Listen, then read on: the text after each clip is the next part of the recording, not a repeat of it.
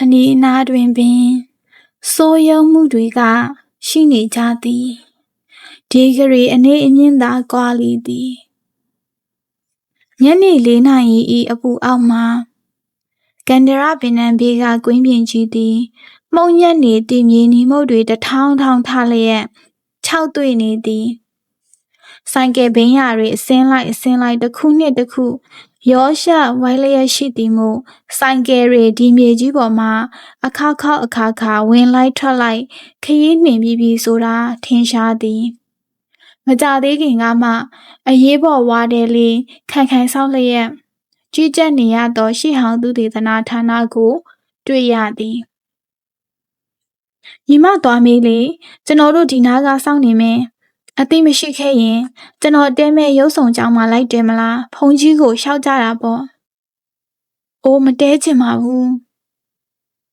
မြဝန်းရံသည်ခရီးသွားလျင်တယောက်တည်းသွားခြင်းသည်အဖို့မလိုခြင်းအထူးသဖြင့်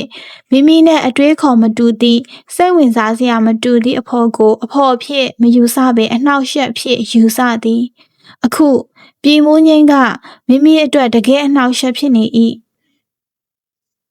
အထူးသဖြင့်မိမိရှာဖွေသည့်အရာကိုမတွေ့အောင်လိုက်နှောက်ယှက်နေမည်သူဟုယူဆလို့သူ့ကိုပိုပြီးမယုံသင်္ကာဖြစ်ခါခက်ဝေးဝေးမှရှိစေခြင်းသည်ပြည်မိုးငိမ့်ကကန္ဒရပင်ရိတ်လေးမလုံးတစ်လုံးတွင်စန်းကိုတို့နှင့်အတူကုတ်ကတ်ခိုလျက်မြဝန်းရံကိုစောင့်နေခဲ့သည်ကုတ်ကိုတန်းရွာသည်လွန်ခဲ့သော3 လကရွာသားတယောက်အမှတ်မထင်စားတွေ့ခဲ့သောအိုးကွဲတချမ်းကြောင့်ပွဲတော်ဓမြစီကားသွားခဲ့၏အခုအခါရှေးဟောင်းသူဒေသနာဌာနဝင်လိုက်ပြီးမှစနစ်တကျဖြစ်နေပြီရှေးဟောင်းသူဒေသနာအဖွဲ့ဆိုတော့လေမိမိနဲ့တိကျွမ်းသူတယောက်မှမပါအလုံးလုံးမြင့်ကျောင်းသားတွေသူတေတီတွေမရောက်သေးသောကြောင့်ဖြစ်သည်လုပ်ငန်းစဖို့မူလသတ်မှတ်ထားသည့်ရက်ကို2 ပတ်နောက်ဆုတ်လိုက်ရတာကိုမြဝန်းရန်သိထားသည်နိုင်ငံသားဆရာတွေဗီဇာမရသည်လို့ဖြစ်ပါသည်စာရေးအဆင့်စောက်ချက်သူ2 ဦးသာလောလောဆယ်ရုံးထိုင်လျက်ရှိသည်ဖြစ်သလိုကြုံသလိုတူးဆောခံထားရသည့်မြေပြင်သည်ဂျိုက်ခွက်တွေကျင်းတွေဖြစ်နေသည်မြေပြင်မှာယခုအခါဖုံမုတ်ကလွယ်ပြီးဘာမှမတွေ့ရတော့ပေရှေ့ဟောင်းကမထိန်သိမ်းနိုင်ခင်မှာပင်အိုးကွဲတွေပတိစေးတွေရှေ့ဟောင်းလက်ကောက်တွေကိုတူးဖော်ပြီးအယောင်းဝယ်တွေဖြစ်ခဲ့ကြပုံပေါ်သည်အခုအခါအနီးနားရာတွေမှာရှိနေသည့်ပစ္စည်းကျွင်းကျန်တချို့ကိုပြန်ရှာသိမ်းယူနေရသည်တချို့ပစ္စည်းတွေကတော့အဝေးသို့ပသွားပြီဘာတွေတွေ့လို့လဲစရင်တွေဘာတွေပြုစုပြီးသားရှိမှာပေါ့နော်ကျမကြည့်လို့ရမယ်စရင်တွေကပြည်ကိုယူသွားတယ်မိန်းကလေးရဲ့ကျုပ်တို့ကဒီနယ်ကိုသစိမ်းလူစိမ်းမဝင်အောင်လုံခြုံရေးဆောက်ပြီးရုံနဲ့မိန်းကလေးသိချင်ရင်ပြည်ကရှေ့ဟောင်းတက္ကသိုလ်ကိုသာလိုက်သွားပြီးတော့မြဝန်းရံသည်ပြည်မိုးငိမ့်တို့ရှိရာသို့ရှုံးနေသူမျက်နှာနှင့်ပြန်လာခဲ့သည်မိမသားဖြစ်လို့ပြည်မိုးငိမ့်နဲ့အတူဖုန်ကြီးเจ้าမှတဲခုဖို့ဘလို့မှအစင်မပြေထို့ကြောင့်ပြည်မိုးငိမ့်တို့နှင့်လမ်းခွဲလိုက်ပြီးစန်းကို၏အတိအတော်ကြီးအိမ်သို့လိုက်သွားသည်သို့သောထိုအိမ်မှာအခြေအနေကတော်တော်ဆိုးသည်အိမ်လေးသေးတာစောက်တာကအရေးမကြီးစင်းရဲတာလည်းအရေးမကြီးပါလူတစ်ယောက်ကညနေတောင်မရောက်ခင်အရက်မိုးပြီးအော်ဟစ်တောင်းချနေပြီအဲ့ဒါအတော်ကြီးဤတမန်ဟုစန်းကိုကပြောသည်နောက်ဆုံးတော့ပြည်မိုးငိမ့်သွားရာဖုန်ကြီးကျောင်းသို့လိုက်သွားပြီးဦးဆန်းအောင်မှကြားလိုက်သလိုပင်ဖုန်ကြီးအားတဲခုကိညွန်ပြဖို့လျှောက်ထားမည်ဟုဆုံးဖြတ်လိုက်ရသည်ကျောင်းကိုအဝေးမှမြင်လိုက်ရလျင်ပင်မြဝန်းရန်အားတက်သွားသည်ရှေ့ဟောင်းအဆောက်အဦတိုင်းမှာတမိုင်းဖြစ်ရတွေရှိတဲ့မြဝန်းရန်၏မျက်စိအောက်ကရှေ့ဟောင်းဖုန်ကြီးကျောင်းမှာတမိုင်းတစ်ခုရှိနေမှတည်ကြပါသည်ရုပ်ဆောင်ကျောင်းတဲ့နာမည်နဲ့လိုက်အောင်လက်ရမြောက်သောခြေတန်းရှိရှေ့ဟောင်းတစ်သားအဆောက်အဦမှာတဘာဝတစ်သားရောင်အတိုင်းဖြူလျော်အိုဟောင်းစွာခမ်းနားလျက်ရှိသည်ကျောင်း၏အပေါ်တက်ဝရန်တာခပန်းမှာပန့်ကနုတ်များဆုလစ်မွန်ချွန်တကယ်များဖြင့်အဆင့်ဆင့်အထက်ထပ်တိဆောက်ထား၏ခပန်းလက်ရန်တစ်ပြင်လုံးကပန်းကနုတ်တစ်သားပြားကြီးများဖြင့်ဘောင်ခတ်ထားသောပုတ်လုံးတန်းတစ်ကွက်ချင်းကိုဆက်ထားခြင်းဖြစ်သည်တစ်ကွက်ချာမှာ တစ်လုံးထွင်းအယုတ်တွေဖြင့်အလှချေထားသေးသည်တစ်လုံးထွင်းအယုတ်များမှာတချို့ပဲ့နေပြီးအများစုကရုပ်လုံးကြွအတိုင်းရှိနေသေးသည်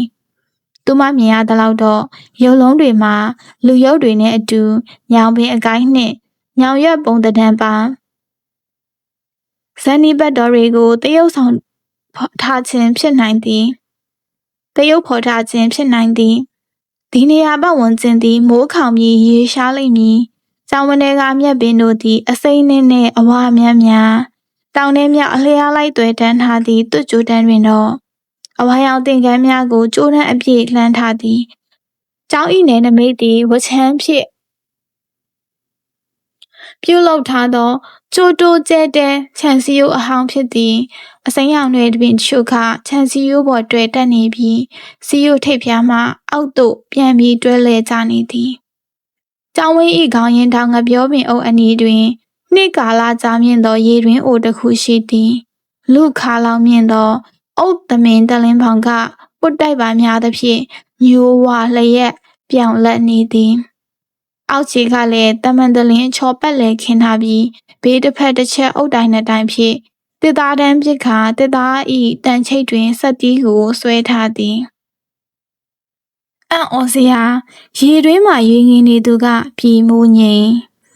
ဘေးကပြည်မိုးငိမ်လက်ထဲမှရေပုံးကျိုးကိုဆွဲလူယူနေသူကဖိုးကျော်သူတို့နှစ်ယောက်ကိုចောင်းသားလေးတယောက်ကရဲပြီးကြည့်နေသည်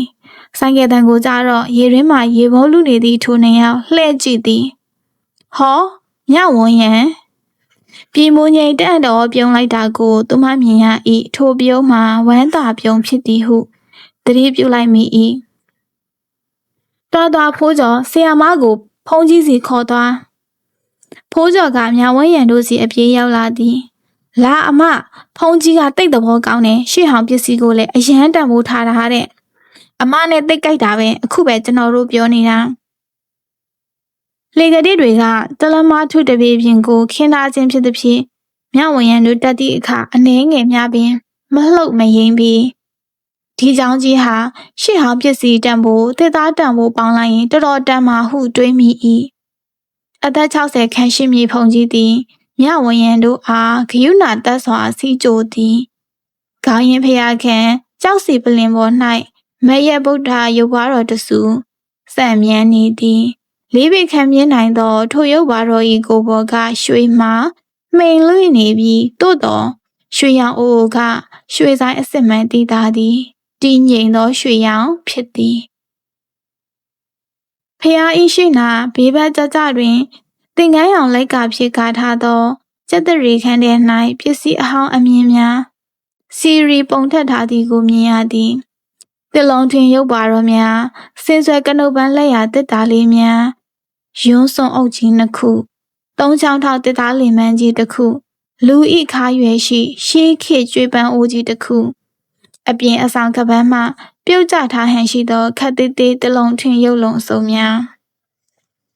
တင်ပြူပါပေါ်မှာထိုင်မိသည်နှင့်ဖះကိုအရင်ကြော့ပြီးနောက်ဖုန်ကြီးကိုဦးသုံးချိန်ဝတ်ချလိုက်သည်တပည့်တော်ရန်ကုန်ကလာတဲ့ဧည့်သည်ပါဖះဒီရွာမှာအတိအကျမရှိပါဘူးတပည့်တော်တညတာတဲဖို့အဆင်ပြေမဲ့လုံခြုံစိတ်ချရတဲ့နေရာတစ်ခုကိုညွှန်ပြပေးပါဖះအေးဘယ်မှာချရမလဲဖះပြည်မိုးငိမ့်၏အတန်သူမလှည့်ကြည့်လိုက်တော့လေရေအပြည့်နဲ့ရေပုံးကိုဆွဲလာတော့ပြည်မိုးငိမ့်ဆိုင်းကိုနဲ့ဖိုးချော်ကပြည်မိုးငိမ့်စီမှာရေပုံးကိုလူဖို့ကမန်းကရန်ထသွားကြပြန်သည်အေးကပြင်းမှာချလိုက်ကွကပြင်းဆိုသည်မှာအပေါ်ဓာတ်ပင်မကြောင်ဆောင်ကြီး၏နောက်ဘက်မှာအပြင်သို့ထုတ်ထားသောဝရန္တာဆန်းကျန်ကိုခေါ်ခြင်းဖြစ်သည်ကျောင်းကရှေ့နောက်တို့ရုပ်ပေါင်းမြင်ရသည့်ခမ်းမကျဲကြီးဖြစ်လေသည်နောက်ဘက်ဝရန္တာလက်ရန်ကတော့ရှေ့လောက်မခံနာပဲတစ်သားပုတ်လုံးတွေချဲဖြစ်သည်စပွဲဝိုင်းပူပေါ်မှာတပည့်တွေကိုတက်တက်ရရမှောက်ထား၏ခဏအတွင်းပြည်မိုးငိမ့်မှရောက်လာသည်သူကဖုန်ကြီးအတွက်တဲ့အားစေးအဖြစ်အဝါရောင်ဘူးရှည်လေးအစိမ်းရောင်ဘူးရှည်လေးနဲ့ဆေးကပ်များကိုအိတ်ထဲမှထုတ်ပြီးလှူ၏ဒါကယေရှုအားစေးတွေပါဖေ။ဖန်ခွက်တွေကိုထည့်ပြီးဆေးပြားလေးကိုရည်တယ်ကျုပ်တောက်ဘူးပါတယ်တကားလေးရဲ့ ပြည်မိုးငိမ့်အိုတိုအန်တန်ဖြစ်သွားပြီးပြုံးလိုက်၏ဖုံးကြီးကအတန်ထွက်ရဲတော့မှမြဝန်ရံတို့အုပ်စုနှစ်ချိုက်စွာရဲမုံမိကြသည်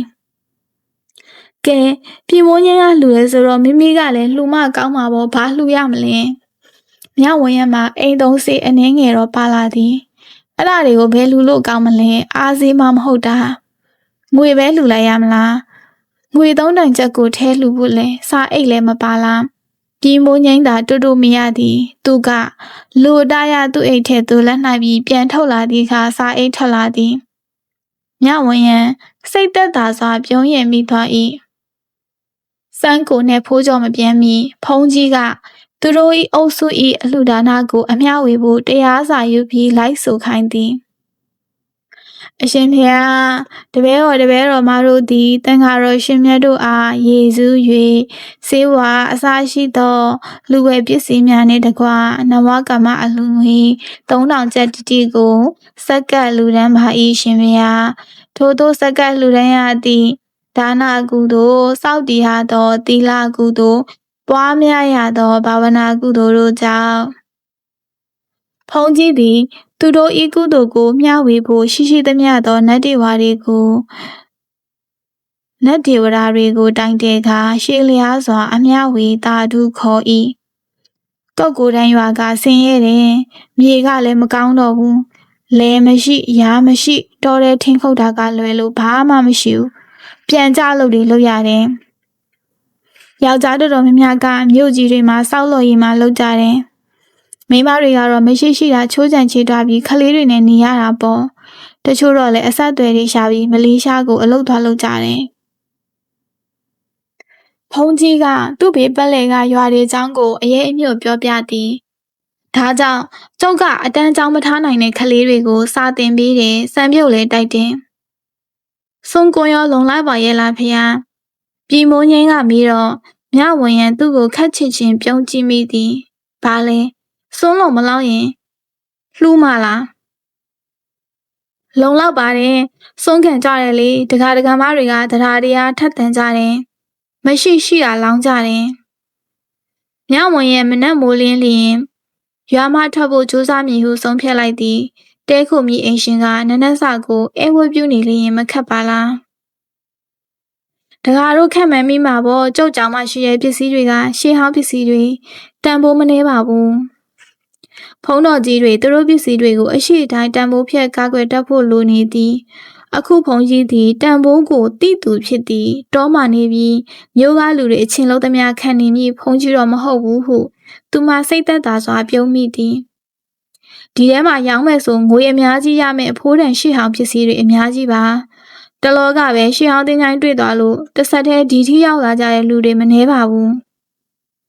ပြောရအောင်မယ်အဲ့ဒီရှေးဟောင်းတင်ချိုင်းကိုဘသူကြောင့်တွေ့သွားတယ်မှတ်လဲကျုပ်အကိုဗျပထမဆုံးစတွေ့တာကျုပ်အကိုဖုံးကြီးကခြေနှက်စွာမျက်လုံးတွေတောက်ပနေသည်အခုကျုပ်စီကပစ္စည်းတွေလာဝယ်ကြတယ်တိုင်ကက်တနာရီတစ်လုံးကိုပဲ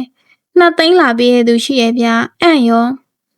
ဒါတွေကိုရောင်းရင်ကျုပ်ကလေးတွေအတွက်စာသင်စရိတ်လုံလောက်မှာပေါ့ဒါပေမဲ့ကျုပ်မရောင်းခဲ့ပါဘူးဆရာတော်မြင့်မြတ်နုံနုထိမ့်သိမ်းခဲ့တဲ့ပစ္စည်းတွေကျုပ်ဆက်ထိမ့်သိမ်းရမယ်မဟုတ်ဘူးလားမှန်ပါဗျာဒါမျိုးကတကယ်အကျဉ်းထဲချက်တဲ့ရောက်နေတဲ့ပြဿနာပဲပေါ့တစ်ဖက်မှာလည်းရှေ့ဟောင်းအမွေနစ်ကိုထိမ့်သိမ်းမှုဝတ္တရားတစ်ဖက်မှာလည်းမရှိစင်ရတဲ့ကလေးတွေကိုပညာတတ်အောင်သင်ပေးဖို့လိုအပ်နေတဲ့ငွေကြေးပမာဏဒီနှမျိုးရဲ့ကြားမှာဆရာတော်ရွေးရခတ်နေတာတပည့်တော်တို့သဘောပေါက်ပါတယ်ဖေဟာပြည်မိုးငိမ့်ကစိတ်ရှည်လက်ရှည်ထောက်ခံသည်အေးဗျတခါလေးပြောတာနဲ့ဖုံးကြီးဖြစ်နေရတဲ့ကွက်တိပါပဲလားဖုံးကြီးကအားရပါရရေမောသည်တပည့်တော်တို့ကူညီပါမယ်ဗျာတပည့်တော်ရဲ့အမတယောက်ကလူမှုရေးဘာသာရေးတွေလုပ်တယ်သူ့မှာမိတ်ဆွေတွေရှိပါတယ်ကူညီခြင်းလို့ဘယ်ကိုကူညီရမလဲလို့ရှာနေတဲ့သူတွေလည်းရှိပါတယ်အဲ့ဒီလူတွေနဲ့ဆရာတော်ဆက်မိရင်အဆင်ပြေမှာပါတပည့်တော်အမကိုမေးပေးပါမယ်ကောင်းပါလေတကားလေးရဲ့အေးမိုးမချုပ်ခင်တကားမလေးကိုတဲခုဖို့နေရာစီစဉ်ပေးရမှာပေါ့ကြောက်ခဲ့ဦးကောက်ရကိုသွားခေါ်လိုက်စမ်းကျောင်းနောက်ဖေးမှာတူးဆွလို့ငါမြင်ခဲ့တယ်အနာကရောင်ပေပေလုံနေသောကျောင်းသားငယ်လေးလှေကနေကျောင်းအောက်သို့အပြေးဆင်းသွားသည်ပြောရအောင်မယ်တကားလေးတို့စိတ်ဝင်စားမှာပဲအဲ့ဒီဦးကောက်ရစွာကျုပ်အကိုလေးဟိုတူကဝါသနာပါတယ် တင်းချိုင်းကိုသူ့ကြောက်တွေ့တာဗျာသူ့အဖြစ်ကထူးဆန်းနဲ့ကြောက်ရဲ့အကိုရင်မဟုတ်ဘူးသူ့ကိုကြုံမိဘတွေကတောက်ရတယ်လို့တွေးလို့ဒီနာမည်ပေးထားတာသူမလာခင်ကြုတ်ပြောပြမယ်သူကစကားမပြောတတ်ဘူးထူးဆန်းသည်ဆိုတော့ကောက်ရဤစံကြောင်းကိုဖုန်ကြီးကတူတူတုတ်ရှင်းပြသည်အမေကအဲ့ဒီနေကဖျဲခင်းနဲ့သွားတာဖျဲခင်းထဲမှာ3နှစ်အရွယ်ကလေးလေးတယောက်ဖျဲသီးကြီးဖက်ပြီးအိပ်ပျော်နေတာတွေ့ရောအနီးအနားမှာအဖော်မိဘမပါအဝတ်စားဆိုလို့အင်းကြီးပဲပါတယ်ဝတ်လာတဲ့အင်းကြီးကလည်းစုပ်ဖွာလို့သွေးတွေကလည်းဟိုတစ်ကွက်ဒီတစ်ကွက်စွန်းနေသေးတယ်အမေကတနာလို့ပွေ့ချီလိုက်တော့အမေကိုဖက်ပြီးငိုလိုက်တာသူ့တကိုယ်လုံးလည်းတုံနေတာပဲတဲ့ကြောက်လွန်လို့ပေါ့အဲ့ဒီကလေးကအမေကကောက်ရလို့နာမည်ပေးပြီးမွေးထားလိုက်တာအမေကသူ့ကိုသိချစ်တယ်သူရောက်ပြီးတစ်နှစ်ကြာမှကျုပ်ကိုမွေးတာသူကကျုပ်ကိုငယ်ငယ်လေးတည်းကထိန်းချောင်းလာခဲ့တာပေါ့ကျောင်းပေါ်သို့ကျောင်းသားလေးနဲ့အတူအသက်60အရွယ်လူကြီးတစ်ယောက်ပါလာသည်အဖိုးကြီးကအသားညွညူပိပိန်ပပဝမ်းနဲ့ဟန်မျက်လုံးတွေကဘသူ့ကိုမှမကြည့်ဖုံးကြီးကိုပဲမမိတ်မတုံကြည့်နေသည်တကားကြီးဖုံးကြီးကဥအကောက်ရလာအလံပြောသည်ဒီကမင်းကလေးကရွာမှာအတိမရှိလို့တဲဖို့အိမ်ရှာနေတာတကားမကြီးမသိမ့်တဲ့အိမ်ကိုသွားခေါ်လာခဲ့ပါဦးကားရကခေါင်းတစ်ချက်ညိတ်ပြီးမင်းကလေးဆိုသည့်အရာကိုပင်လှည့်မကြည့်ပဲချက်ချင်းထွက်သွားသည်။အော်သူကစကားမပြောတတ်ပေမဲ့နားကြားတယ်နော်။နားလဲလေတယ်ပေါ့။ညဝင်ရန်မေးမိသည်။နားကြားတယ်နားလဲလေတယ်ပြန်သာမပြောနိုင်တာ။အမေပြောတာတော့သူရောက်တဲ့ကာလပတ်ဝန်းကျင်တုန်းကမီးရှို့ခံရလို့ရွာလုံးကျွတ်သေးကုန်တာ။ကိုကိုတန်းနဲ့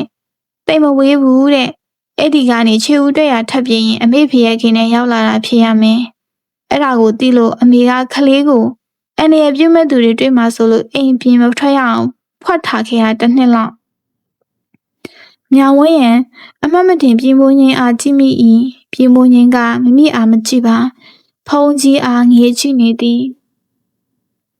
မီးရှို့ခံရတဲ့ရွာကဘာရွာတဲ့လဲဖုံဖုံအမေပြောဦးတာပါကြောက်တော့နာမည်မသိဘူးဖုံဖုံရဲ့အမေအခုရှိသေးလားဖေဟာစိတ်အလောတကြီးခမိုင်းကရံမေးမိ၏ရှိတယ်မေတော်ကအသက်68နှစ်ရှိပြီ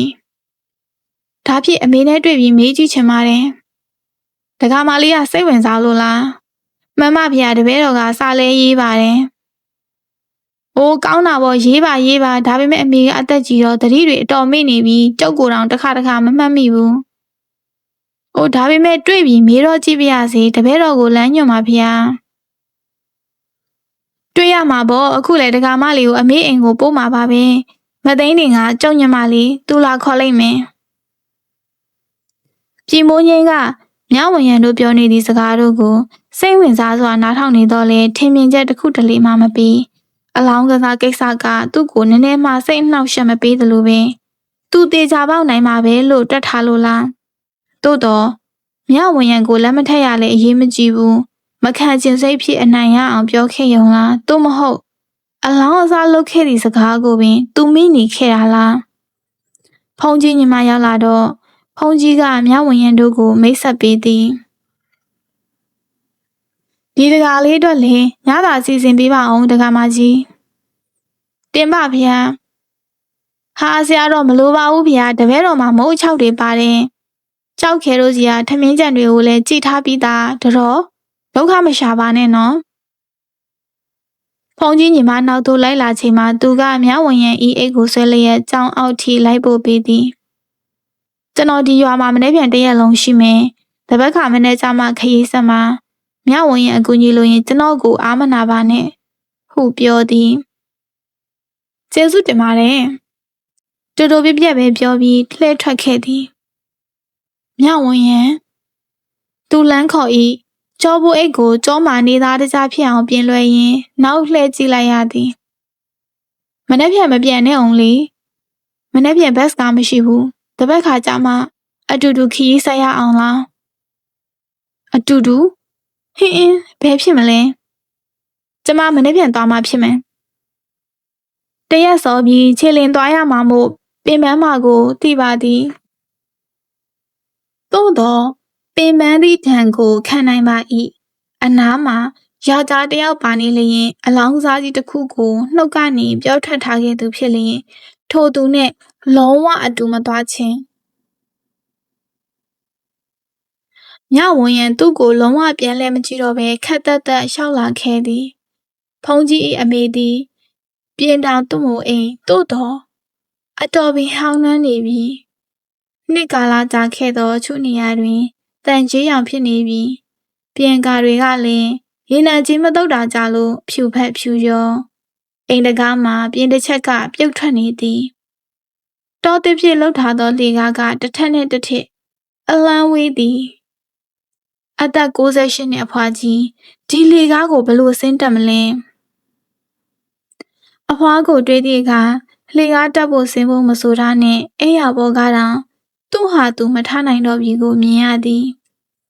အဖွားသည်နေထိမခံရသည့်အသားရည်ဖြင့်ဖြူဖြူဖြော့ဖြော့ပပိန်ပပ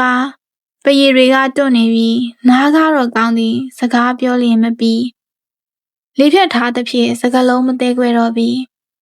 ရန်ကုန်ကဧည့်သည်ဟုပြောတော့အေးအေးတဲ့ဖွားဖွားရန်ကုန်ကိုရောက်ဘူးလားဟုမေးတော့အဖွားကသူ့သမီးကိုမောကြည့်သည်သူ့သမီးကအမေမရောက်ဘူးလေဟုပြောတော့မြဝန်းရန်အားပြုံးကြည့်ခါမရောက်ဘူးဟုဖြေလေသည်အဖွားခန်းကကျင်းသည်မှောင်သည်မျက်နှာကျန်နဲ့ကပ်နေသောစက်တူရွေးကွက်ကက်ကလေးမှလေဝင်ပေါက်ကလေးများကိုစက်ကူဖြင့်ကပ်ပြီးပိတ်ထားသေး၏ရှိသည့်ပြတင်းပေါက်ကိုလည်းပိတ်ထားလိုက်သေးသည်အခန်းကလေဝင်လေထွက်သိမ့်မကောင်းတော့တင်းနှံကအခန်းထဲမှာကျွင်းကြံပြန့်နေစေပရုပ်လုံးနှံနဲ့ကရမန့်တွဲနေတော့နည်းနည်းသက်သာပါသည်ခြေထောင်ကိုဖြုတ်မထားဘဲခြေထောင်စကိုအမိုးပေါ်တင်ယုံတင်ထားသည်ဆောင်းခေါက်တွေကတော့ခက်သက်သက်မှာပဲအသက်60ကျော်အဖွားအိုတယောက်ကိုအခုလိုနီးနီးကက်ကက်တခါမှစကားမပြောဘူးဟုသည်မြဝန်းရန်သည်အဖွားစီမှမိမိလိုချင်သောစကားကိုဘလို့နှိုက်ထုတ်ရယူပါမလဲဟုအုံနောက်ချောက်လာသည်အဖွားဤမျက်လုံးများသည်ကလေးငယ်တယောက်ဤမျက်လုံးများလိုပင်ဖြူစင်ပြီးရှင်းလင်းနေသည်ဘာအရေးအယောင်မှမရှိဒေါသမရှိလောဘမရှိမာန်မရှိမကျေနပ်တာမရှိစိုးရင်ပူပန်တာမရှိဘာဆိုဘာမှမရှိလောကကြီးကိုတန့်စင်စွာကြည့်ပြီးအရာရာကိုနားမလည်နိုင်ပဲအထူးဆန်းဖြစ်ခါသဘောကျနေသလိုရှိသည်မင်းရှုံးခံရတဲ့ဆိုတဲ့ဦးကောက်ရရဲ့ရွာလေးအဖွားမမိသေးလား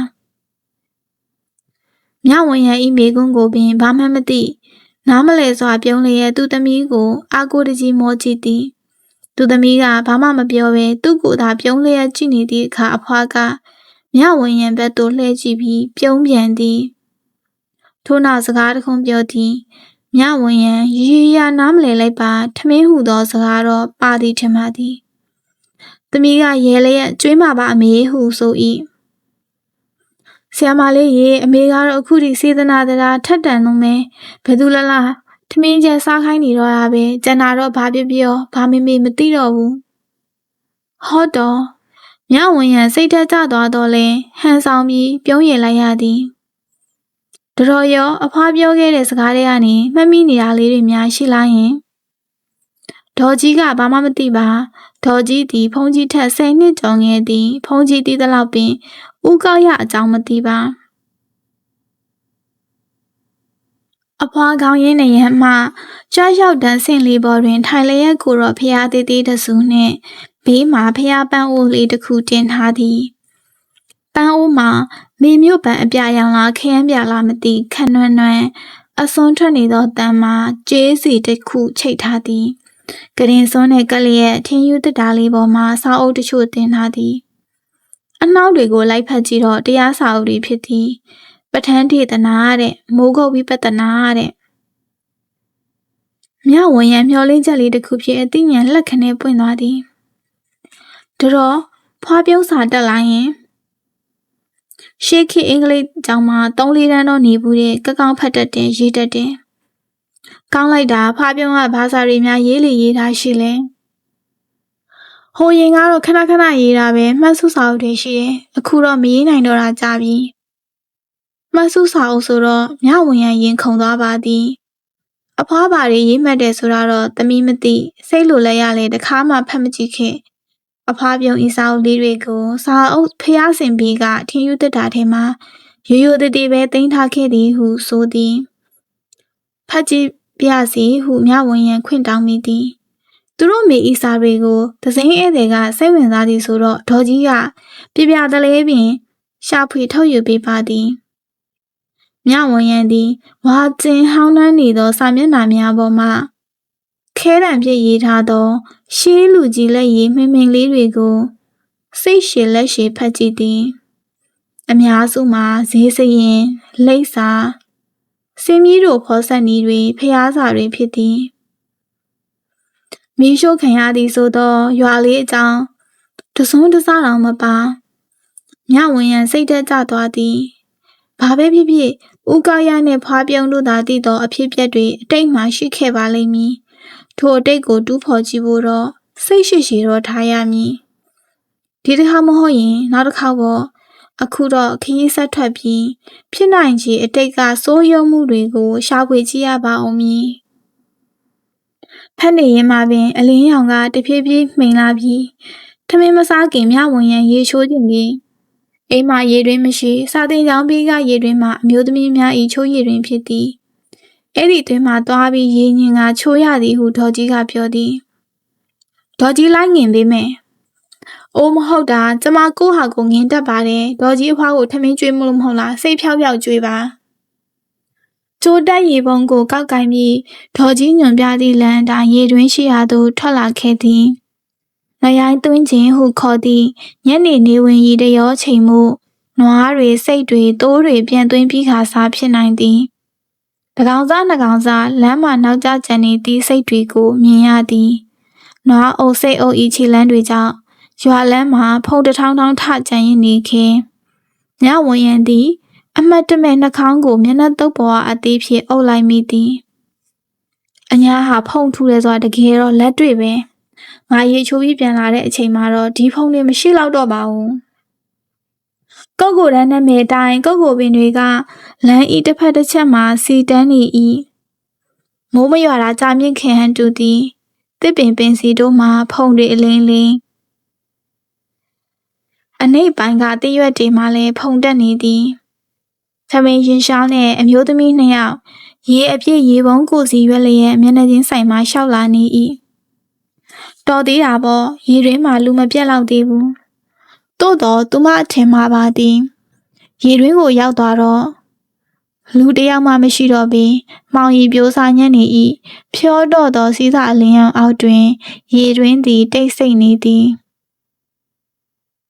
ရေတွင်းနဲ့15ပေလောက်ကွာမှအုပ်အဆောက်အဦတစ်ခုနှင့်ထရန်ကအဆောက်အဦတစ်ခုတွဲနေသောအလေလန်းကျောင်းကိုမြင်ရသည်ကျောင်းရှိကအလေလန်းအောက်မှာခွေးတစ်ကောင်ခွေးအိတ်နေသည်တနေကုန်ဖုံတတော်တော်နှင့်ရေမချိုးရသေးလို့စေကပ်ပူအိုက်နေသည်ကိုခန္ဓာသည်ရေတွင်းပတ်လေကျန်းခင်တမန်တလင်းကို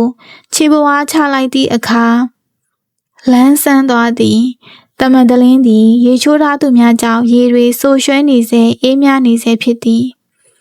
ရေတွင်းကျမ်းပြင်တန်တလင်းအဆုံးတွင်ရေတက်နေသောအုတ်ကန်ငယ်လေးတစ်ခုရှိပြီးရေကအောက်ခြေမှာအနှဲငယ်ကျန်နေသေးသည်။အော်အဲ့ဒီမှာရေချိုးဖို့ရေဖြူယူလို့ကတော့ရတာပေါ့။တို့တော့ဗမာလဲရေခွက်သူတို့ကတော့ရေပုံးရေခွက်တွေယူလာမှာကိုရပါတယ်။ဒီအတိုင်းပဲရေငင်ပြီးခလန်းလန်းမှာဆွဲယူချိုးလိုက်မှာပေါ့။ရေရင်းပေါင်ကမြဝန်းရန်ဤခါတသာခံမြင်သည်ရေတွင်ဤဘေးတစ်ဖက်စီတွင်အုတ်တိုင်နှစ်ခုဖြင့်အပေါ်မှာဆက်သီးတက်ဖို့တန်းချိတ်ထားပေသည်သို့သောထိုတန်းတွင်ဆက်သီးရှိမနေပါမိမိယူလာသောရေပုံးကျူးတွေကိုကြည့်မိတော့လဲဆက်သီးပါမလားကောင်းပါတယ်ဆက်သီးပါလာခဲ့လျင်လဲဒီလောက်မြင့်သည့်တန်းပေါ်သို့စပင်ဆက်သီးကိုဘလို့တက်ချိတ်မလဲငယ်ငယ်တုန်းကမြဝန်းရံမြင်မှုတာတော့အမျိုးသမီးကြီးတွေတိုင်ကိုအားပြုပြီးရေရင်းပောင်ပေါ်သို့တက်ရက်ခါဆက်တီးချိတ်တာပဲအမလေးပြုတ်များကြလို့ကတော့မြဝန်းရံရေရင်းပောင်ကိုအားပြုပြီးရေရင်းထဲသို့ငုတ်ကြည့်လိုက်၏အဘာအနက်ကြီးပါလားရေရင်းကမိမိတွေ့ဘူးသောရေရင်းတွေထဲမှာအနက်ဆုံးဖြစ်လိမ့်မည်ရေကမလို့မရှာငိမ့်နေပြီးမှုရေထဲမှာရေရင်းပောင်ဝိုင်းလိုက်၏အရေးကိုမြင်ရ၏ထိုထဲမှာမိမိ၏မျက်နှာကိုလည်းမြင်ရသည် ရေရင်းမောင်ကတမန်တလင်းကအေးဆက်နေသည်ဟိုးအောက်ကရေရင်းဝပုံရိပ်ထဲမှာမိမိမျက်နှာကိုမိမိမမှတ်မိသလိုပဲသပင်တွေကဟိုတုန်းကလိုတက်တက်ရက်ရက်ဖြီးထားတာမဟုတ်ရှုပ်ပွားနေသည်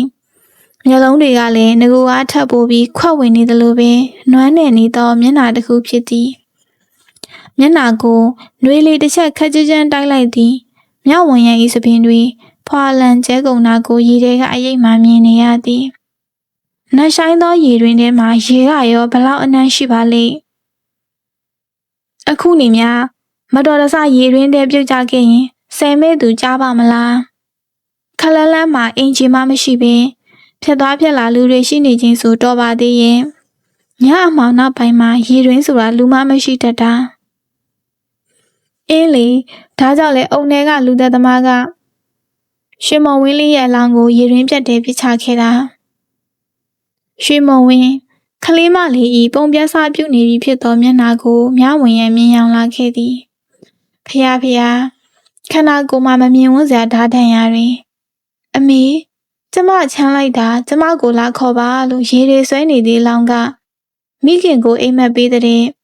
ရွှေမုံဝင်းကဘာဖြစ်လို့ချမ်းရတာလဲတေးပြီးသားလူကမချမ်းဘူးလေ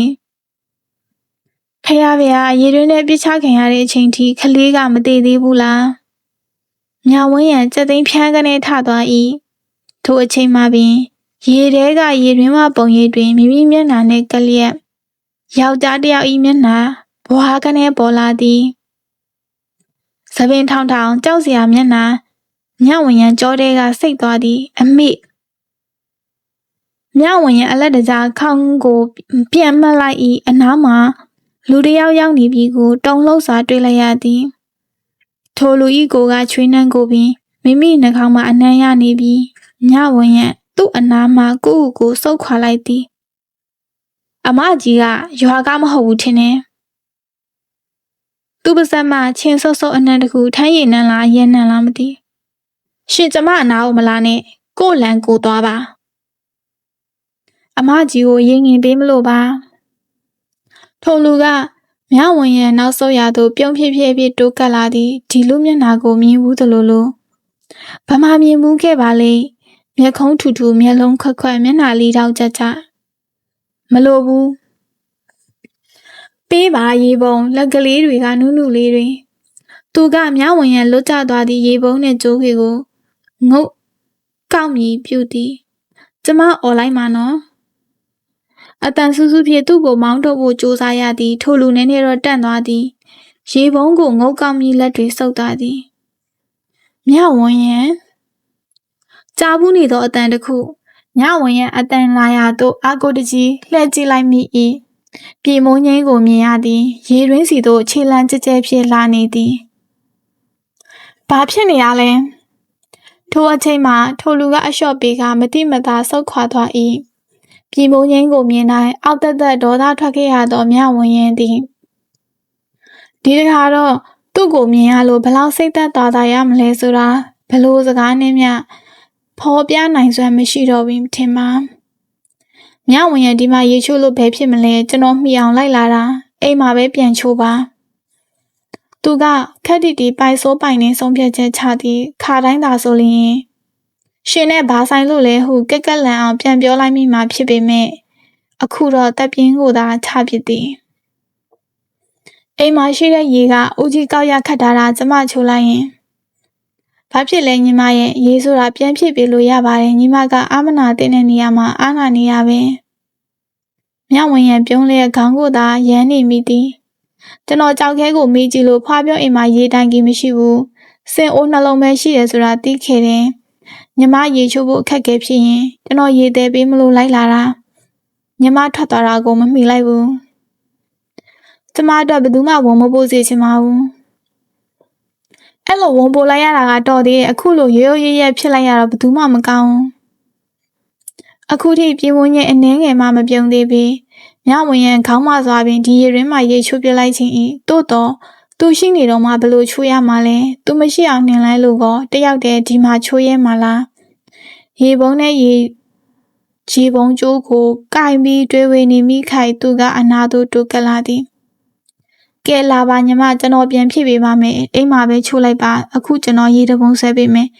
လမ်းသွားအောင်မျက်နှာတစ်ခြေဆေးလက်ဆေးလိုက်ဟုတ်ပြီလားရေတွင်းမှရွေကိုငင်ယူပေးနေသောပြည်မိုးငင်းကိုမြဝန်ရန်အကဲခတ်ကြည့်နေသည်သူ့ကြည့်ရတာရေငင်ချင်းနှင့်နှစ်ပေါင်းများစွာရင်းနှီးကျွမ်းဝင်နေသလိုတတတတာပေါ့ပေါ့ပပပဲဖြစ်သည်ပတ်ဝန်းကျင်ကတဖြည်းဖြည်းမှောင်လာပြီးအတော်ပါပဲအမောင်ကိုအားပြုပြီးရေရင်းမှာရေချိုးလျင်ရပြီးသူကရေပုံးကိုတမန်တလင်းအောင်ငြိမ်အောင်ချပေးဖို့ဟန်ပြင်းစေကျမဒီမှာပဲချိုးလိုက်ပါမယ်ရှင်ခက်လန်းလန်းမှရှိနေအဆင်ပြေပါတယ်ဟုပြောလိုက်မိသည်ထိုအခါသူပြုံးလေသည်ဘာပြုံးတာလဲရှင်အော်မပြုံးရဘူးလားမပြုံးနဲ့โอเคဒါဖြင့်ကျွန်တော်ရေဖြည့်ပေးမယ်လွတ်လွတ်လပ်လပ်ရေချိုးပါကျွန်တော်ညီမပြောတဲ့ခက်လန်းလန်းမှာဟိုဘက်လှည့်ပြီးစောက်ပေးပါမယ်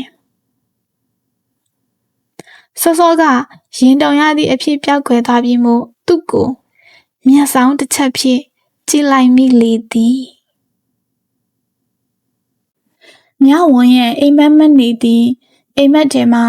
ပြည်မိုးငိမ့်နဲ့သူမချောင်းတစ်ခုကိုဖြတ်ကူးကြမလို့တဲ့ချောင်းရည်ကရေစီးချမ်းသည်အောက်ခြေကကြောက်စရစ်ခဲတွေကိုမြင်ရသည့်အထီးကြည်လင်တော့လေအမြုပ်ဖူဖွေထားလျက်အရှိန်အဟုန်နဲ့စီးနေသည်မြဝန်ရန်ကရင်တရေလေးခုံအောင်တောက်နေသည်မြဝန်ရန်ဤလက်ကိုပြည်မိုးငိမ့်ကတင်းကျပ်စွာဆုပ်ပြီးချောင်းထဲသို့ဖြတ်ဖို့ဦးဆောင်ခေါ်သွားသည်သူ့လက်ကအံ့ဩစရာကောင်းလောက်အောင်ပင်နူးညံ့ကနှွေးထွေးနေသည်လာပါမြဝင်ရဲ့မကြောက်ပါနဲ့ချောင်းရည်ကိုထိလိုက်သည်နှင့်တကိုယ်လုံးအေးခဲကျင်သွားရောက်လောက်အောင်ရေကအေးဆက်လှသည်ကိုထိတ်လန့်တကြားသိလိုက်ရသည်ဟင်းကျမမလိုက်ဘူးမသွားတော့ဘူးအေးခဲသည့်ခံစားချက်ဖြင့်စက္ကနဲတုံကလန့်နိုးလာတော့မိုးစင်စင်လေးနေပြီးအိမ်မက်ထဲတွင်သူစုပ်ကန်ခဲ့သောမြဝင်ရန်ဤညာလက်သည်နိုးလာသည့်အထိနှွေးထွေးနေစေမြဝင်နဲ့အဲ့ဒါကိုစင်သုံးလုံးပါကိုစင်သည်မြဝန်ရန်အားမြဝန်ဟုခေါ်မိအစားနောက်ပြောင်လျက်မြဝင်ဟုသာခေါ်လေးရှိသည်မဟုတ်လားအိမ်မက်ကိုသူမအဓိပ္ပာယ်ဖော်ဖို့ကြိုးစားသည်ချောင်းကိုဖြတ်မယ်သူနဲ့အတူအဲ့ဒါဘာအဓိပ္ပာယ်လဲ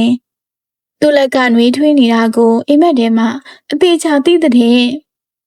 မြဝန်ရန်ပါးပြင်းနှစ်ဖြတ်ပူနေသားပါသည်မျက်နှာတစ်ပြေးသည့်အခါမိမိအတွက်နနက်စာပြင်ထားပြီးအာနာစိတ်ဖြင့်မျက်နှာပူနေသွားပေမဲ့ဘလို့မှမတတ်နိုင်ပါကော်ဖီနဲ့မုတ်ကျူကတစ်မျိုးမုတ်စီကြောကတစ်မျိုးမုံလုံးကြီးကြောဟုခေါ်သည့်ကောင်းညင်းတဲ့ပဲနဲ့အချိုထပ်ပနာထားသည့်မုတ်ကြောကတစ်မျိုးဥကောက်ရဖုန်ကြီးเจ้าမတဲလာပေးခြင်းဖြစ်သည်မုတ်စားရင်ဥကောက်ရကိုစကားပြောဖို့ကြိုးစားတော့လဲမအောင်မြင်ဥကောက်ရကဧည့်သည်အနားမှမနေပဲ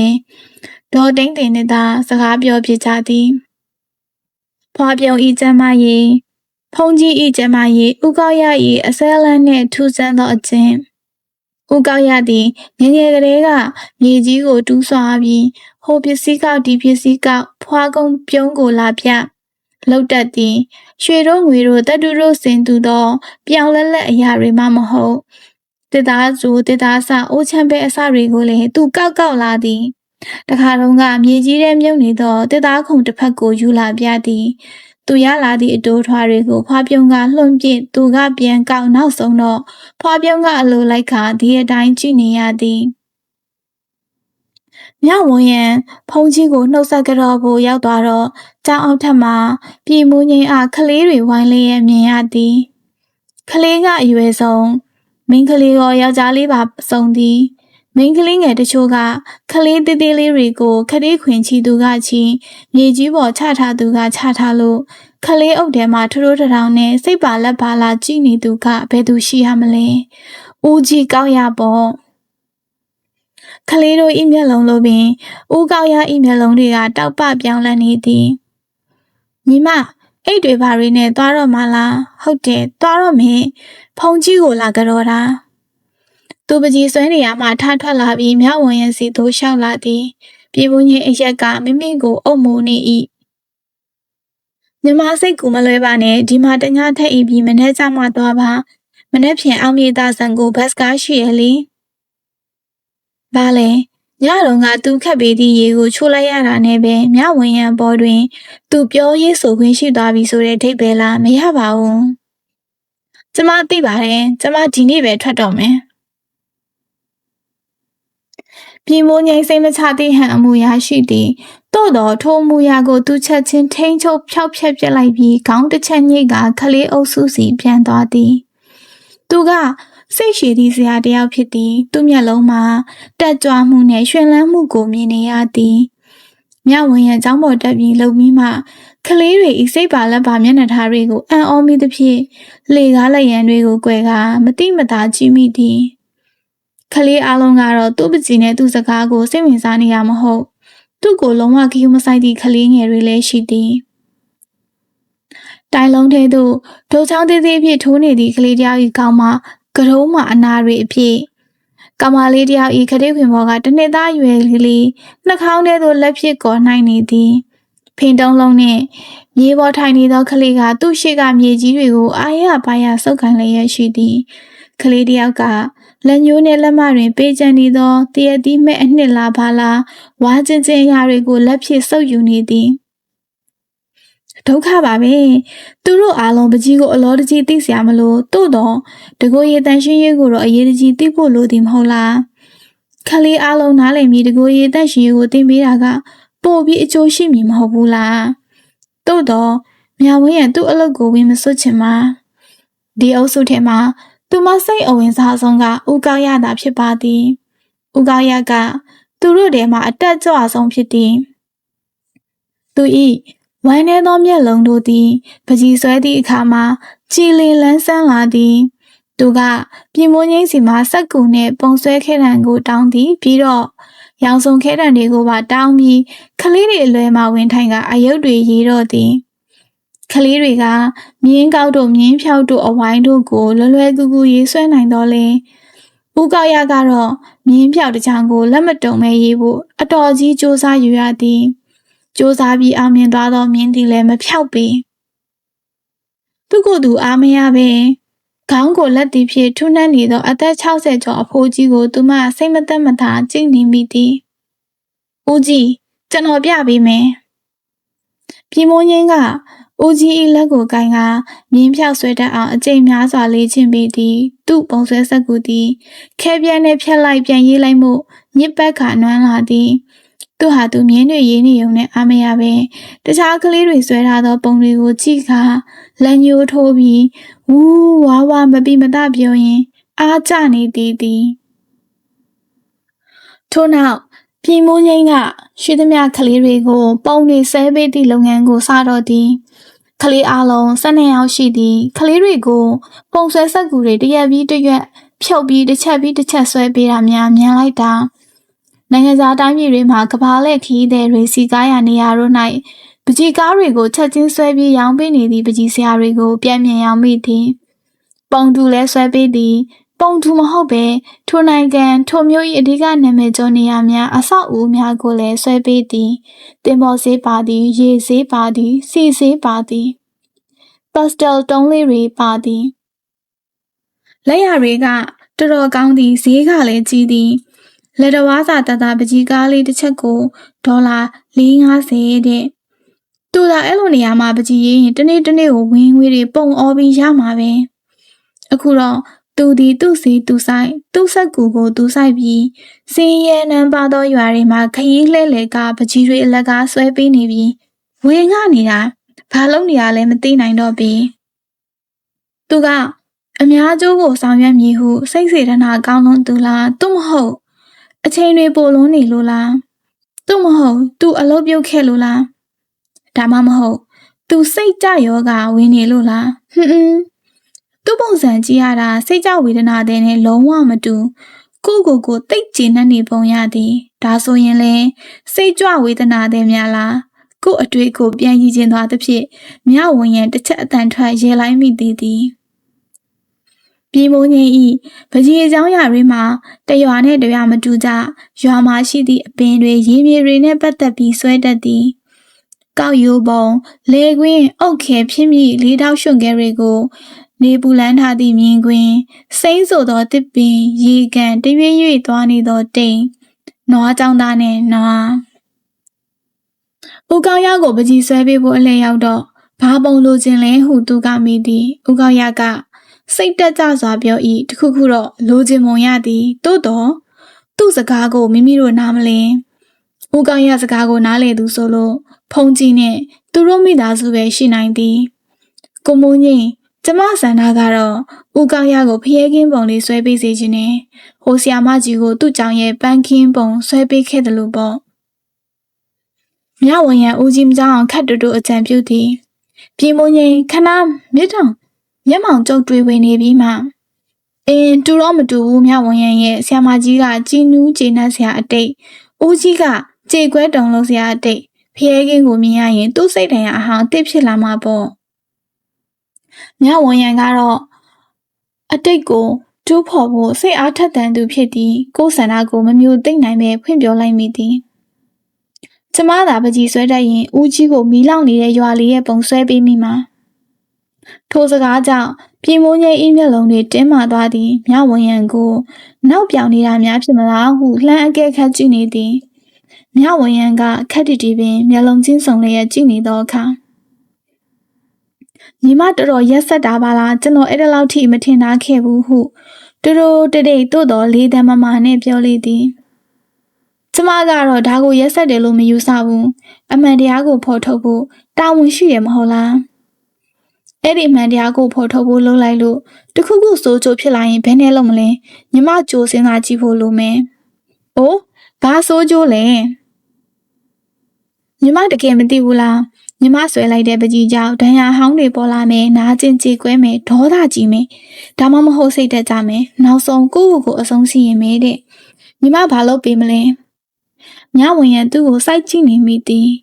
သူတော်ကောင်းပုံစံနဲ့ပြောနေသူဤမမြင်နိုင်သောအမှောင်ချမ်းမှာဘာတွေရှိနေခဲ့ဘူးလဲသိချင်လိုက်တာမြတ်စွာဘုရားဟောခဲ့တဲ့စကားကြီး6ခုကိုမကြားဘူးလားဟုတ်မှန်ဤသို့တော့အကျိုးမရှိနာသူလည်းမနစ်သက်ထိုစကားမျိုးကိုမပြောအပ်တဲ့ဒါပေမဲ့အမှန်တရားအတွက်မှတ်တမ်းမှတ်ရဆိုတာတွေမရှိရင်တမိုင်းမှာစိုးရုံမှုတွေဘယ်တော့မှပျောက်ကွယ်သွားမှာမဟုတ်ဘူးလေမြဝရံအတန်ကိုဒီနေအောင်စူးစမ်းလျက်ပြောလိုက်သည်ကျမတို့ရှေ့ဟောင်းသူသေသနာတူဖို့ရေးလုပ်ငန်းတွေမှာတင်ကြိုင်းဟောင်းတွေတူးတယ်နှစ်ပေါင်းထောင်တောင်းလောက်ကတင်ကြိုင်းတွေတူးရင်တခါမကြသေးခင်ကလှုပ်ဝက်တင်ကြိုင်းတွေပါတူးမိတာမျိုးရှိရဲ့အဲ့ဒီရာဇဝတ်မှုမျိုးကိုကျမတို့ဖော်ထုတ်မှတ်တမ်းတင်ပေးရတာဒါအများအတွက်အကျိုးရှိတဲ့အလုပ်လေအဲ့ဒါကတစ်မျိုးပါအခုကဦးကြီးအတွက်နာကျင်စေတဲ့အတိတ်ကိုအတင်းကျပ်တူးဖော်တာမျိုးကတစ်မျိုးပေါ့မြဝရံခေါင်းမစွာပြုံး၍ကျောင်းပေါ်သို့တက်ရန်ခြေလှမ်းဖြင့်လိုက်သည်မြဝရံသူ့အတန်ကအနှဲငယ်လှုပ်ခတ်နေသလိုပါပဲသူမလည်းကြည့်လိုက်တော့သူစုပ်တံကိုကိုင်ရင်ရှေ့သို့တိုးကပ်လာသည်ညီမစိတ်အားထက်သန်နေရကိုကျွန်တော်နားလေပါတယ်ဒါပေမဲ့ဦးကြီးနဲ့ပတ်သက်လို့ဘာမှမလုပ်ရခင်ကျွန်တော်တခုတော့သတိပေးလိုက်ခြင်းနဲ့မြဝရံကြောပုတ်အိတ်ကိုနေရပြင်း၍မတ်တက်ရက်နေလိုက်သည်ပြောပါဘာပြောချင်တယ်လဲ1993ခုနှစ်တုန်းကဓာတ်ပုံသတင်းနောက်တစ်ယောက်ဆူဒန်နိုင်ငံမှာကြုံခဲ့တဲ့အဖြစ်တစ်ခုကြောင့်ပြောချင်လို့မြဝရံမျက်မှောင်အသာကျုပ်ပြီးမထူးခြားသောမျက်နှာပြေးဖြင့်နားထောင်နေလိုက်ပါသည်သူရောက်ခဲ့တဲ့ကယ်ဆယ်ရေးစခန်းမှာအစာငတ်ပြတ်နေတဲ့အယိုးပေါ်ရည်တင်ကလေးလေးတွေအများကြီးပဲအဲ့ဒီအဆောက်အဦကနေခြေလမ်းဘလောက်မှမလန်ရသေးဘူးဖုန်ထနေတဲ့မြေလမ်းပေါ်မှာလူရုပ်မပေါ်အောင်ပိန်ချုံနေတဲ့အာဟာရပြတ်တောက်နေတဲ့ခေါင်းကြီးကိုသေးကလေးလေးကိုတရွတ်ဆွဲပြီးဆေးကန်းစီကိုအာယူလာနေရတွေ့ရတယ်အဲ့ဒီမြင်ကွင်းကသူ့ကိုညှို့ယူထားလိုက်တာနဲ့ဓာတ်ပုံသတင်းနောက်ပြီးကင်မရာကိုထုတ်ပြီးဓာတ်ပုံရိုက်လိုက်တယ်ရိုက်နေတော့မှပဲကင်မရာမြင်ကွင်းတောက်မှာခလေးရဲ့ခလန်းလန်းကနေလင်းနှငတ်အမဲတကောင်ခလေးလေးတရွရွသွားနေအောင်စောင့်ကြည့်နေတယ်အဲ့ဒီလင်းနာကိုပါသူရလိုက်တော့တော်တော်ပြောင်မြောက်တဲ့ဓာတ်ပုံတစ်ပုံရလိုက်တာပေါ့စကလုံးပေါင်းထောင်တောင်းချီပြီးစကားပြောနေတဲ့ဓာတ်ပုံတစ်ခုအမှန်တရားကိုထင်ဟပ်ပြလိုက်တဲ့ဓာတ်ပုံတစ်ခုပေါ့သူဘာပြောချင်လဲဆိုတာအနည်းငယ်တော့ရိပ်မိသလိုရှိသည် အဲ့ဒီဓာတ်ပုံက New York Times သတင်းစာရဲ့မျက်နှာဖုံးသတင်းအဖြစ်ပါလာတယ်။ဆူဒန်နိုင်ငံရဲ့ဆင်းရဲမှုဆိုးဝါးမှုတွေကိုတစ်ကမ္ဘာလုံးကမြင်လိုက်ရတယ်။အလူဒါနတွေအာဖရိကနိုင်ငံစီသို့လှိမ့်ဝင်လာတယ်။ညီမစကားနဲ့ဆိုရင်ဒါအကျိုးသိရှိရလို့ပြောရမှာပေါ့နော်။သူဆက်ပြောလာမည်မကောင်းသေးရလက်တစ်ခုရှိအောင်မြင်မြဝင်ရန်သိပါသည်။ဒါပေမဲ့ညီမသိလားအဲ့ဒီဓာတ်ပုံဆရာဘာဖြစ်သွားလဲ။ညီမသိလား။ဘာဖြစ်သွားလဲ။သူပူလစ်စာဆူရသွားတယ်။အော်မဟုတ်သေးဘူး။သူ့မှာပြောစရာတစ်ခုကြံသေးရဲ့။ဒါငါစီကစန့်ကျင်ဘက်စကားတစ်ခုတက်ထွက်လာဖို့ငါ့ကိုထောင်ချောက်ဆင်နေတာ။အဲ့ဒီကလေးလေးအသက်ရှင်သွားလားမြဝင်ရန်ကမေးလိုက်တော့ပြင်မိုးငိမ့်ဤမျက်ဝန်းတွေအံ့ဩသလိုစူးစိုက်သွားသည်ဓာတ်ပုံဆရာကပြောခဲ့တဲ့ကလေးအကြောင်းကနည်းနည်းလေးပဲသူဒီလင်းနာကိုခြောက်လွတ်လိုက်ပါတယ်တဲ့ဓာတ်ပုံလည်းရိုက်ပြီးတော့အနာကတစ်ပင်ပင်စီတစ်ခုကိုမှီပြီးငိုမိတယ်အဲ့ဒါလောက်ပဲပြောခဲ့တာဒါဖြစ်ကလေးကိုတော့စေကံမပို့ခဲ့ဘူးကိုယူဆရမည်အဲ့ဒီဓာတ်ပုံဆရာနဲ့ကျမဘာများပတ်သက်ကြလို့လဲပူလက်စာဆွယူပြီးနောက်6လအကြာမှာကုကိုတက်တည်သွားတယ်လေတည်တဲ့အချိန်မှာအသက်30ကျော်ခါစားပဲရှိသေးတယ်ဘာဖြစ်လို့တက်တည်သွားတာလဲဟုမြဝင်ရမမေးမိအောင်ထိန်းထားသည်သူပေးမိအဖြေကိုကြိုတင်သိနေသောကြောင့်ဖြစ်ပါသည်သူထားခဲ့တဲ့စာကတော်တော်လေးပဲအဲ့ဒီတဲကစာတစ်ကြောင်းကစိတ်ဝင်စားစရာကောင်းတယ်ဘဝရဲ့နာကျင်မှုတွေကပျော်ရွှင်မှုတွေကိုဘလောက်ထိဖုံးလွှမ်းသွားလဲဆိုရင်ပျော်စရာရဲလို့မရှိတော့တဲ့အထိပါပဲတဲ့မြဝင်ရန်သူ့ထံမှမျက်နှာလွဲကလှေကားစီသို့လျှောက်လာခဲ့သည်ဒါဟာနောင်တကနေဖြစ်လာတာညီမလူကျင်ဝတ်ဆိုတဲ့မိကွန်းတွေစီရောက်လာရင်ကိုထဲမှာပဲအမှန်အမှားပဏိပခတွေဖြစ်လာတယ်ကျွန်တော်ကညီမကိုနောင်တမရစေချင်ဘူးမြဝင်ရန်လှေကားကိုခပ်ဖြည်းဖြည်းတက်လာခဲ့ပါသည်ဖွားပြုံးကဦးကောက်ရနဲ့ပတ်သက်၍ဘာမှမမှတ်မိတော့သည်ကိုဖုန်ကြီးအားလျှောက်ထားတော့ဖုန်ကြီးကခေါင်းတငိမ့်ငိမ့်နဲ့တပ်ပြင်းချသည်အေးကွမေတော်ကြီးကတငယ်ပြန်ကျင်နေပြီတကားကြီးဦးကောက်ရကလည်းသူကြုံတွေ့ခဲ့ရတာတွေကိုသတိပြန်မရပါဘူးငယ်လွန်းတာကိုမရအောင်လဲမေတော်ကြီးက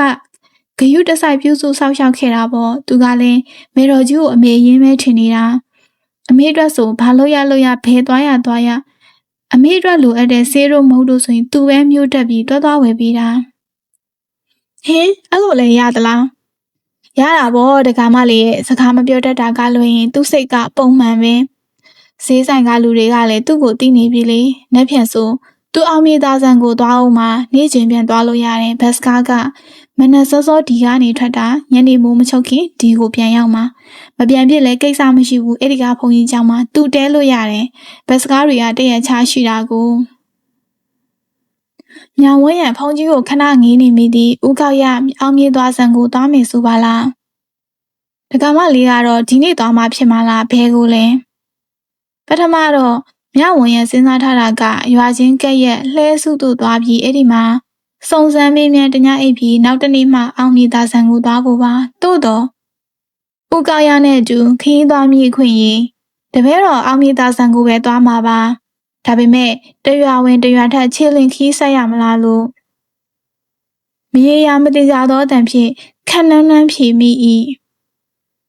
ဟာအောင်မြေသားဆန်ကိုဓာတ်ရိုက်သွားလိုက်ပါအပင်မခံပါနဲ့မနေ့ပြန်ဘတ်စကားရှိတာပဲကျုပ်စီကလွတ်လိုက်တာဆိုနေရာကောင်းရမယ်တက်သွားလို့ရတယ်ကြောက်ခဲကိုနေရာမှတ်ခိုင်းလိုက်ပါမယ်တင်ပါဖေအဲ့ဒီလိုလဲကောင်းတာပါပဲဖေမြဝင်ရန်ကျောင်းအောက်သို့ပြန်ဆင်းသွားသည့်အခါခလေးအုပ်စုထဲမှအလောက်ရှုံနေသောပြေမိုးငိမ့်စီသို့သူမလမ်းကြည့်သည်သူကသူမစီလုံးဝလမ်းကြည့်မနေပါသူကငုံလျက်အာယုံစိုက်ခါပကြီးဆွဲနေခြင်းဖြစ်သည်လေကားပေါ်မှဆင်းလာသောခြေတံကိုသူတကယ်မကြားတာလားတို့မဟုတ်ကြားပါလျက်နဲ့လှဲမကြည့်ပဲတမင်နေခဲ့ရလားမြဝင်ရသူ့စီလျှောက်သွားလိုက်သည်ဦးကောက်ရကိုသူဘာပုံဆွဲပြီးသလဲဟုသိကျင်စိတ်ကိုချိုးနေမရသောကြောင့်ဖြစ်ပါသည်ပကြီးပုံရွသွားသောကလေးတွေမြောက်ကြွခုံပေါက်ပျော်ရွှင်နေသည့်နေရာကိုရောက်သွားတော့ဦးကောက်ရအတွက်ပုံဆွဲနေတော့မဲဟုမြင်ရသည်သူမအပေါ်စီကနေငုံကြည့်လိုက်တော့ပြည်မငိမ့်ကမောကြည့်လာသည်သို့တော့အရင်လိုနူးညံ့တွေထွေးမနေပဲခက်ဆင်းဆင်းဖြစ်နေသောသူ့မျက်ဝန်းတွေကိုမြင်ရသည့်အခါ မြဝင်ရဲ့ရင်ထဲကအောက်တက်တက်ဖြစ်သွားသည်ဘာပုံလဲသူမဖြေပါသို့တော့သူမမြင်လိုက်ပါပြီတောင်ကုန်းလေးတစ်ခုပေါ်ကဖျားစီဒီလေးဤအဝေးမြင်ခွင်အနီးကတော့မြစ်တစ်စင်မြစ်လယ်မှာလှေငယ်လေးတစ်စင်မြစ်ကမ်းဒီဘက်မှာအပွင့်ဖြူဖြူပျောက်တိပျောက်ကြဝေးနေသောလေဖြင့်ရိမ့်ရွဲ့နေသည့်ကိုင်းတော်တစ်ခုဟဲလှလိုက်တာပကြီးကားသည်အေးချမ်းသောငြိမ်းချမ်းသောရတာကိုပေးလေသည်တစ်ချိန်တည်းမှာပင်ရက်တက်မနေပင်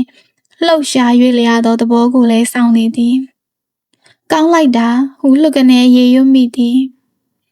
ဦးကြီးကောက်ရအတွက်အသင့်တော်ဆုံးပကြီးပါပဲဟုမှတ်ချက်ချလိုက်ပြီးနောက်အနားမှထွက်လာခဲ့၏ကိုယ်ကိုယ်တန်းမှာတညထအိတ်လိုက်လို့မြဝင်ရင်တယောက်ဦးကောက်ရနဲ့တူခရီးထွက်ခွင့်ရတာတော့လေတကယ်တမ်းဦးကောက်ရတရင်တနည်းအားကိုသွားသူကပြည်မူငိမ်ဖြစ်သည်ဦးကောက်ရဤဘဝမှာ